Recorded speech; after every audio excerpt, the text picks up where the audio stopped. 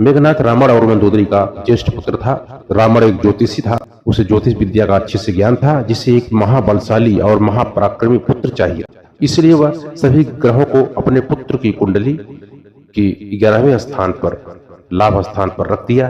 परंतु रावण की प्रवृत्ति से परिचित शनिदेव 11वें स्थान से 12वें स्थान व्यय हानि स्थान पर आ गए, जिससे रावण को मनोवांछित पुत्र प्राप्त नहीं हो सका।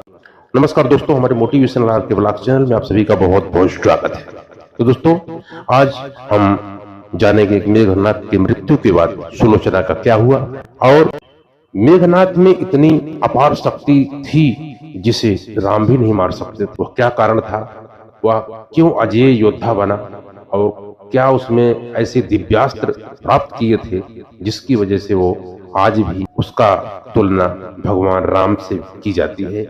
क्योंकि जिस प्रकार से भगवान श्री राम पितृभक्त थे, वैसे वो भी पितृभक्त था। तो देरी न करते हुए दोस्तों, हम वीडियो में आगे बढ़ते हैं और आज ये सब जानते हैं। तो आपसे हमारा अनुरोध है, वीडियो को आप पूरा देखें।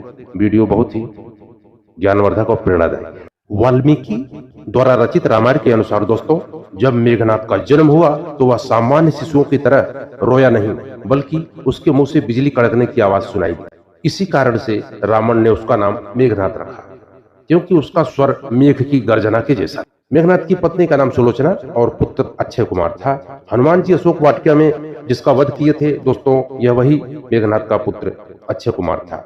उसने इंद्र को पराजित किया।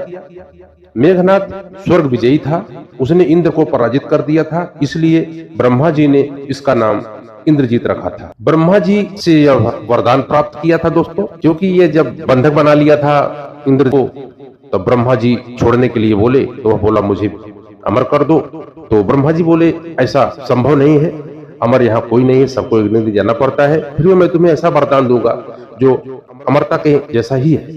तो दोस्तों, ब्रह्मा जी ने उसको वरदान दिया कि कुल देवी प्रत्यांगिरा के यज्ञ के दौरान मेघनाथ को स्वयं त्रिदेव भी नहीं हरा सकते और नहीं मार सकते। मेघनाथ ने शुक्राचार्य और साक्षात महादेव से शिक्षा प्राप्त की थी।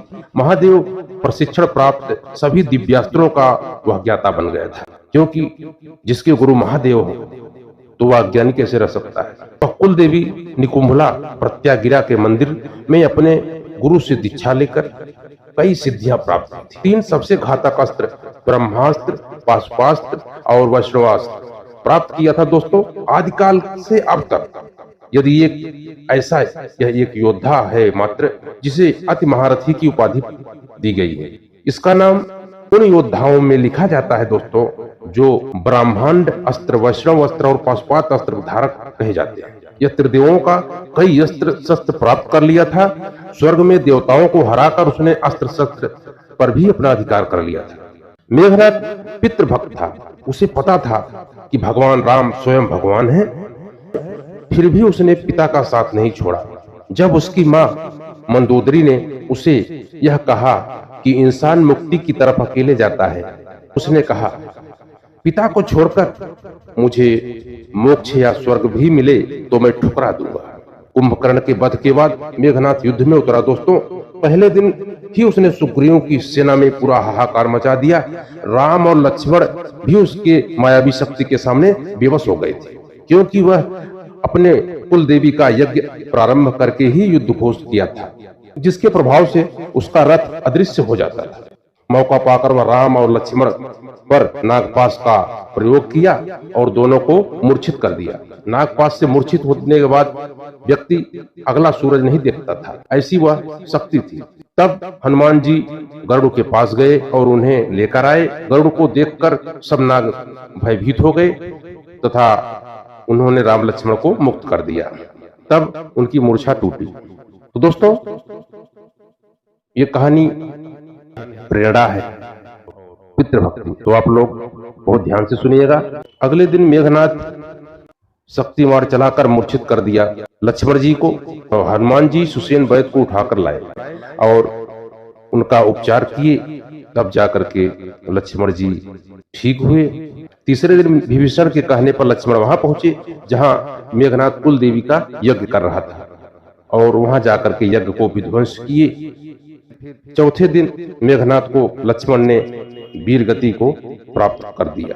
इसी युद्ध में लक्ष्मण के घातक बाणों से मेघनाद मारा गया। लक्ष्मण जी ने मेघनाद का सिर उसके शरीर से अलग कर दिया और सिर को प्रभु श्री राम के चरणों में रख दिया। सुलोचना लेकर आई कटा हुआ सर रावण के पास। यह बात रामायण में नहीं मिलती दोस्तों। यह कथा हमें रामायण इतर दक्षिण भारत की प्रचलित लोक कथा में मिलती है। कहते हैं कि यह किंवदंती है, इसमें सच्चाई नहीं है। रामायण अनुसार प्रभु श्री राम ने मेघनाद का शव अपने दूतों के हाथ रावण के दूतों को सौंप दिया था। श्री राम मेघनाद की मृत्यु की सूचना मेघनाद की पत्नी को देना चाहते थे। उन्होंने मेघनाद की एक भुजा को बाण के द्वारा मेघनाद के महल में पहुंचा दिया था। वह भुजा जब मेघनाद की पत्नी सुलोचना ने देखी तो उसे विश्वास नहीं हुआ कि उसके पति की मृत्यु हो चुकी है। तब कटे हाथ ने लिखकर लक्ष्मण का गुणगान किया। रावण को सुलोचना ने मेघनाद का कटा हुआ हाथ दिखाया और अपने पति का सिर मांगा। सुलोचना रावण से बोली कि अब मैं एक पल भी जीवित नहीं रहना चाहती हूँ, मेरे पति के साथ मैं अब सती हो जाऊं।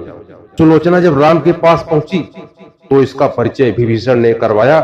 सुलोचना ने राम से कहा, हे राम, मैं आपकी शरण में आई, मेरे पति का सिर मुझे लौटा दे ताकि मैं सती हो सकूं। राम सुलोचना की दशा देखकर दुखी हो गए। उन्होंने कहा कि मैं तुम्हारे पति को जीवित कर सकता हूं।